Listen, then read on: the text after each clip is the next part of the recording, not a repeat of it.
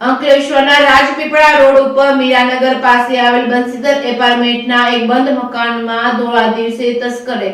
નિશાન બનાવી રોકડ રકમ તેમજ સોના ચાંદીના દાગીનાની ચોરી કરી ફરાર થયો। અંકલેશ્વર પંથકમાં હવે તસ્કરોને પોલીસનો ભય ન રહ્યો હોય તેવું લાગી રહ્યું છે, જેમાં જીઆઈડીસી પોલીસ મથકમાં ભરચક વિસ્તાર એવા નાલંદા સ્કૂલ પાસે આવેલ એપાર્ટમેન્ટમાં બંધ મકાનને ધોળા દિવસે તસ્કરે નિશાન બનાવી 1,70,000ના માલમત્તા પર હાથ ફેરો કરી અને ફરાર થઈ જતા ચકચાર મચી જવા પામી છે। પંથકમાં ઠંડીનો ચમકારો શરૂ થતા તસ્કરો સક્રિય થતા હોય છે, પરંતુ ધોળા દિવસે પણ તસ્કરો પોલીસનો ભય ન હોય તેમ ભરચક વિસ્તારમાં બંધ મકાનને નિશાન બનાવી પોલીસને ખુલ્લો પડકાર ફેંક્યો હોય તેમ લાગી રહ્યું છે, જેમાં અંકલેશ્વર રાજપીપળા રોડ ઉપર આવેલા મીરાનગર વિસ્તારમાં નાલંદા શાળા પાસેનો બંસીધર એપાર્ટમેન્ટમાં રહેતા કટલેરીનો ધંધો કરતા ભંવરલાલ ચૌધરી ગત તારીખ 23 ડિસેમ્બરના રોજ મકાન બંધ કરી બહાર ગયા હતા। તે દરમિયાન બપોરના